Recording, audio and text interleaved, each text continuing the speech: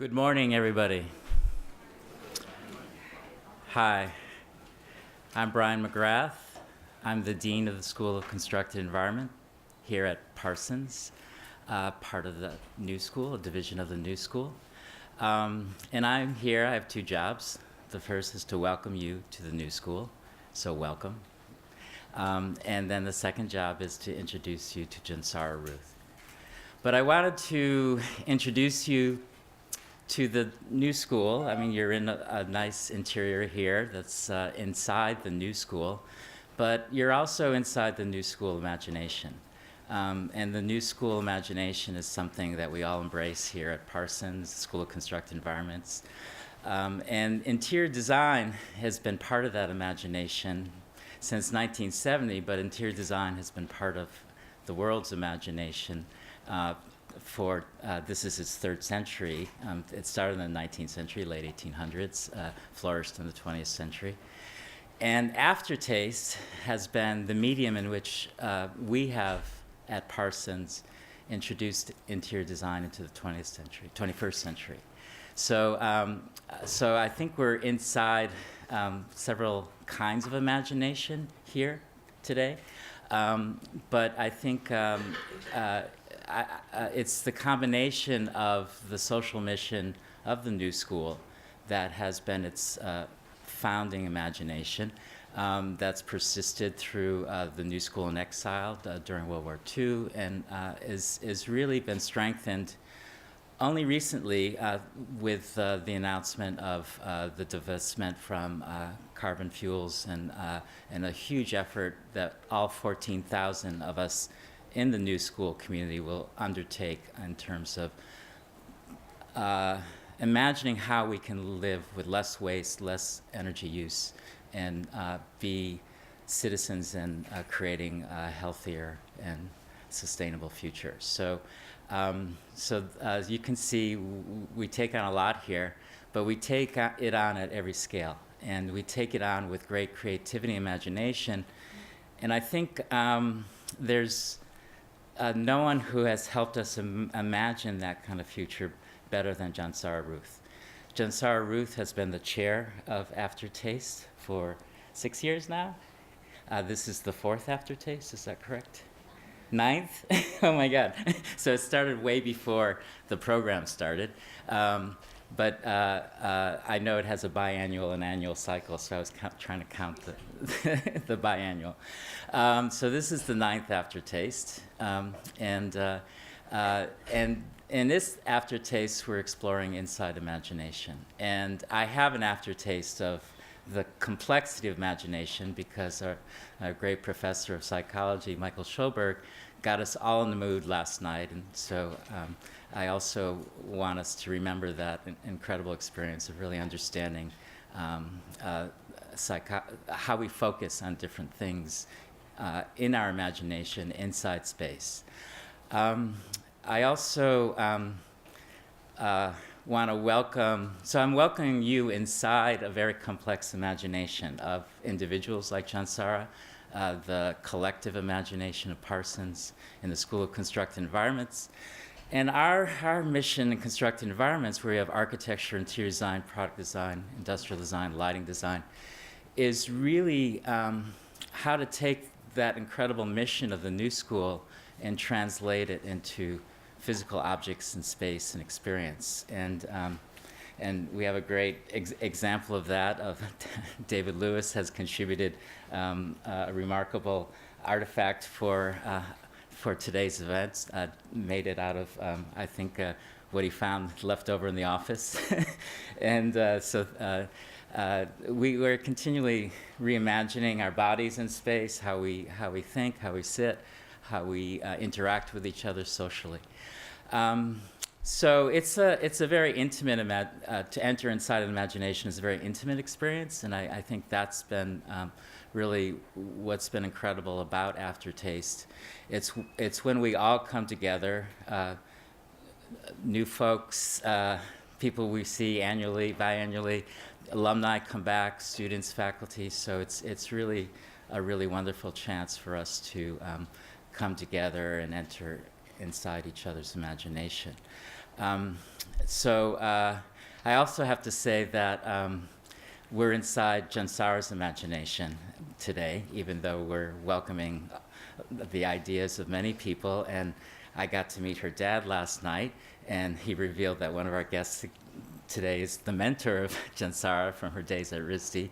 So I really want to celebrate Jonsara and her imagination as the chair of this event, and I hope you all join me in welcoming her to the stage.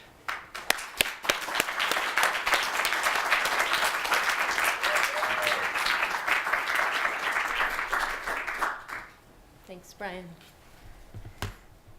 Well, I really don't feel this is all mine, I think, but thank you for those nice words. And good morning. I also want to thank Michael Schober for getting us started yesterday. It was kind of amazing. Matthias and Daniel as well. Hopefully many of you were in the audience last night and heard those beats and those rhythms, which one of our guests, Gary, said to me this morning. It was primal. It was a great way to start because it wasn't language. It was kind of this primal energy, and I agree. So, but I'm also very excited for today and to dig a little bit deeper into the imagination. So this year's symposium really is a collaboration and dedication of several people. Catherine Murphy here, Elizabeth Parker, who are both recent graduates and designers and teachers themselves. David Lewis as an advisor and also participant. And of course, the support of Brian McGrath and Robert Kirkbride are deans of the School of Constructed Environments. And Joel Towers has been a big supporter. Also, Allison Mears, the dean of School of Design Strategies, has been incredible support too. So thank you. And actually, Lucille Tanasis, who is the person who imagined our AfterTaste logo a couple of years ago. She redesigned this and then continued to imagine the poster and the announcements and all of the kind of imagery that you see that's announcing this year's AfterTaste symposium. So I prepared a little bit of an intro, which I think I'll just read to you. So AfterTaste was initiated in 2007 in order to envision and launch our MFA interior design program. There was recognition at that point that the discipline of interior design had unrealized potential. And AfterTaste was established to expand the definition of the field of interior design and promise what it could be. Through the participants over the last 9 years, this symposium provokes progressive change in the field by asking questions, challenging ideas, and speculating on presumptions. In previous AfterTaste, we've concentrated on threads that would develop and promote interior design discourse. It would help map and build a robust curriculum for the 21st century study of interiors, and it did. We really wrote a curriculum based on much of the research that we've done at AfterTaste. Thematics in the past have included pedagogical models, progressive practices, histories of taste, sentient perception, sustainability, narrative, historic definitions, representation, and most recently, atmospheres of objects. But this year, we elicit a conversation that is assumed to exist in everything when we think about design. But it may be that we no longer can take this for granted, which is why we are focusing on it this year. There's reason to believe that imagination, or that time for the brain to imagine, space out, or enjoy boredom, is not as accessible as it once was. The problems of the world are pressing and more vivid because of our constant access to information. Without distinct intention, will human imagination increasingly be buried by excessive data and statistics and thrust designers into operating only as problem solvers? Today, we'll explore what the imagination means to a variety of people from a variety of disciplines. And then we'll inquire to discover a little bit more.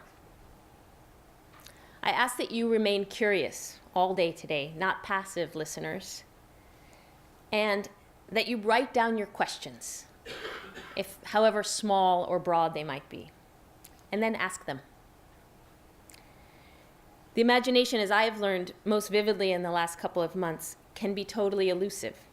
It goes in and out of focus. And we've experienced that many times. And Catherine and Elizabeth will assure you. But having spoken with all of the participants who've prepared over the last several weeks, I know that there is incredible insight in the room today. As interiorists, or interior designers, we are asked to create new places, new futures, within which people will live, work, dwell, wash, suffer, and heal. How do we create something new? A unique place for each situation. There are plenty of examples from recent and past history, and in this age, 2015, there are so many images to which we can refer. We can easily see what has been designed and created all over the world. And we can see how mimicry is more and more possible. But what could the future be? Whether the future is tomorrow, next week, 5 years, or 25 years from now. We can look at demographic projections, economic trends, cultural trends, political waves. We can analyze and surmise and make predictions, which are soundly based in what we call facts. But how can we imagine a future that isn't based in what came before? What isn't yet fact, trend, or predicated? There are some good examples, and I've just chosen a couple, but this year is the 50th anniversary of the Civil Rights Movement in the United States. The oppression of racism seems to most people as such a steep mountain to climb, and there's still so much farther to go. John Lewis, civil rights activist and congressional representative, said in a recent interview, "I wanted to believe that things would get better.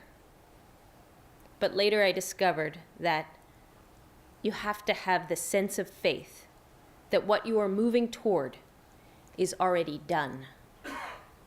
The power to believe that you can see, that you can visualize, that you are already in that community. If you visualize it, you can have the faith that it is already here."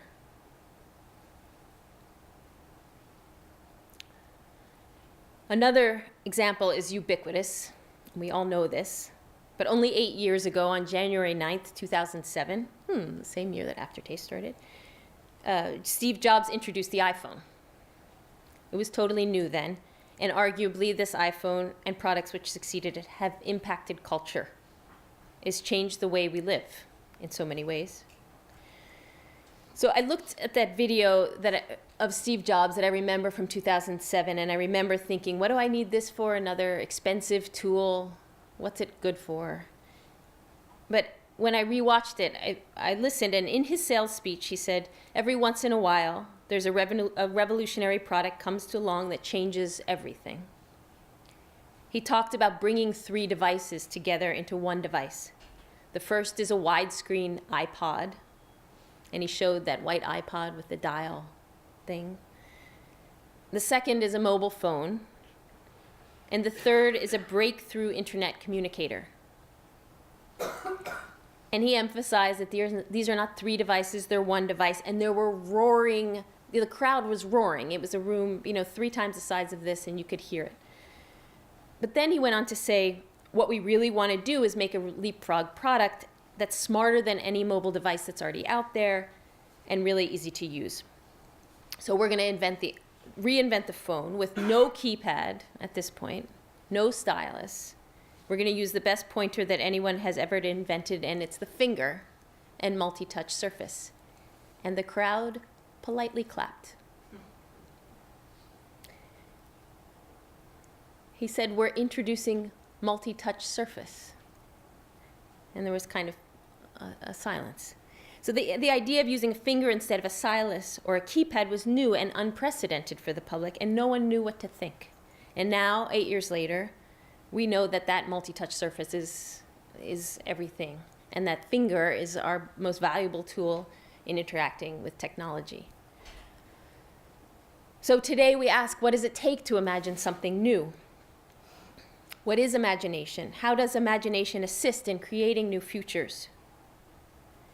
In gathering people for this AfterTaste symposium, we researched and thought about imagination a lot. And there are many people who talk about imagination, and then there are those who employ it. It's not a coincidence that so many of the participants today are entrepreneurs or professors. Good leaders are able to maintain faith that there is potential in each individual, that ideas are worth pursuing, and that the potential for discovery is always just under the surface, always within reach, especially if an individual has a healthy quotient of curiosity and tenacity. And it is that belief in the human spirit, the human imagination, that makes these imagination experts great teachers too. I'm truly elated that these courageous people who believe that new ideas can become a reality have agreed to join AfterTaste and prepared today. Thank you for coming. Each of them, I have had the privilege of learning, are incredible Imagineers. So that's my brief thoughts at the beginning of this symposium. One of the speakers that we invited who couldn't come is a poet named Mary Ruffel. Mary Ruffel, some of you may know her. She can only be reached by US mail or by telephone. She doesn't have email, and she doesn't own a computer. So we mailed her a letter. When I didn't hear back, I called her on the telephone, and I left a voice message. And then I received this voice message in return, and I'll just quote it. "This is Mary Ruffel calling. You left a message on my machine about coming to your symposium. Indeed, I got your letter. I answer my mail the day it was received. I answered your letter that day. So, if you didn't get my letter, I'm thinking it was at least 10 to 14 days ago. It's just somewhere there at school. I would love to participate, but I cannot because I have an engagement in Wichita, Kansas on the very days of your symposium. So that's that. Which is too bad because I have a new talk, and guess what it's on? The imagination. But I'm sorry it's not going to work. And somewhere on campus there's a letter telling you as much. And my name is Mary Ruffel. I'm a poet. I live in Vermont. Thank goodness I didn't get Mary's letter before I made that phone call. Because her letter simply said, typed on stationery, "Dear Jonsara, regretfully, on February 27th and 28th, I will be in Wichita, Kansas on another engagement, but thanks for thinking of me, Mary Ruffel." The letter said nothing of imagination. When I heard her voice message, I immediately called her to ask if there was any way to include her essay on imagination in today's symposium. And finally, after lots of back and forth, we spoke, and she offered to send it in the mail so that I could read some of it to you today. We're only allowed to read excerpts because it hasn't yet been published, and we're not allowed to reproduce it in any form, except by speaking. However, her book, Madness, Rack, and Honey, which she said is the only one of her books that's really good for designers, is available for sale for today outside on the table, in the check-in table. You can see it. It's totally imaginative and inspired. And so now we'd like to read a bit from Notes of the Imagination by Mary Ruffel. Catherine Murphy will do her justice, I'm sure. Thanks, Catherine, for agreeing.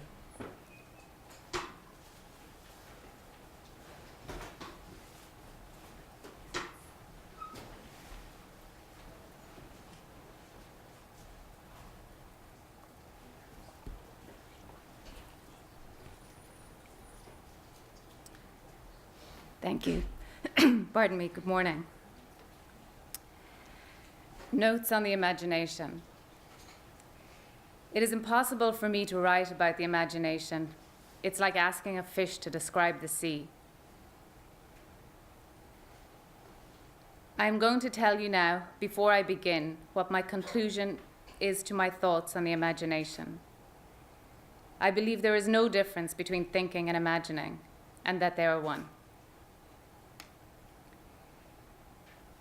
The evolution of our languages, the different languages of the human species, was a great act of imagination that continued enacting itself over a very long period of time and is still enacting itself. At some point in this continuum, when one spoke or one wrote the word tree, one is listening or reading, which is another form of listening, had to see that the image of a tree in their mind. Anything involving an image in the head is an act of imagination. We think in both images and words, and since words are imaginary enactments, the word tree is not a tree, thinking and imagining are one. What irks me, that artists of all kinds are always praising the imagination and telling us that it is the single most wonderful and important thing in the world of the human psyche. They speak as if there was nothing pejorative or destructive about it. But the imagination is a full, rounded, complex thing, and like any diamond, has more than one aspect.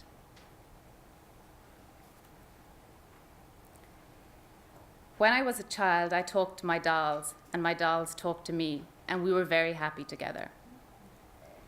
Sometimes, too, I would talk to flowers or stones, and we were very happy together. I know a man who, when he was a boy, played with marbles, and each marble had a name. One day, one of the marbles was lost, never to be found again, and all the other marbles, along with the boy, held a funeral for the marble who was gone for good. Perhaps you're thinking, play, the robust imagination of a child at play. We must regain that and engage in it as often as we can. But that would be naive, for it is far more complex than a game of marbles. The imagination has its own life and its own autonomy. The imagine is not what you play with. The imagination plays with you. It has the power to both create and destroy. The funeral made the boy very sad, even sadder than a real funeral, he said.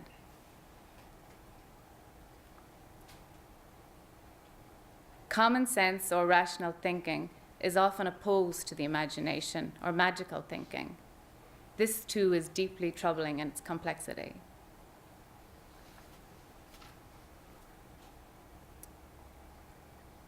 I'm making all this stuff up. After reading a poem out loud to an audience, Robert Creeley was asked, "Is that a real poem or did you make it up?" He made it up, of course. It was a real poem. Real things are made things. And are you a real person or did your parents make you up?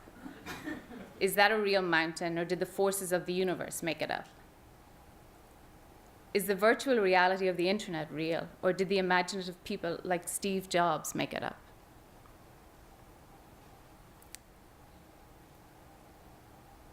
Is a plastic fish a fish? I don't like artificial flowers, but when they look real, I really fall in love with them. All these things live in the same house, the house of the head. And in the house of the head, trouble is real. But when I talk to my dolls, it goes away.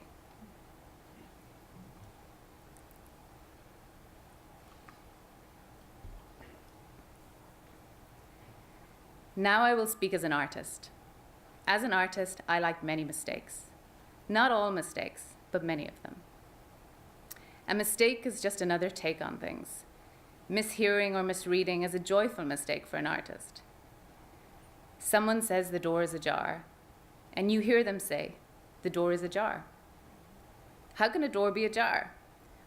What's in the jar of a door? And it gets you thinking about doors and jars. This is what Gertrude Stein, among other things, is famous for. So don't be troubled by her anymore.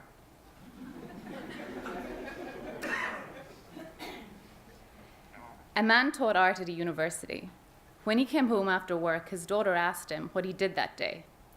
He said, "I taught people how to draw." And she said, "People forget how to draw?"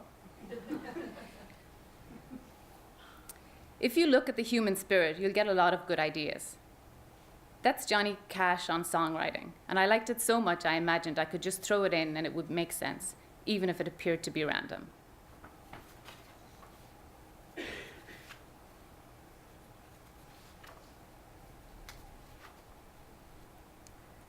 The poet Michael Burkett said that too often poets discriminate between imaginative and unimaginative acts. They're trying to be aware always of the difference. But if you stop trying to discriminate, if you stop discriminating, you can push the envelope of the mundane in an effort to see if it paradoxically opens a new door to the imaginative. In other words, unimaginative acts can lead to imaginative ones.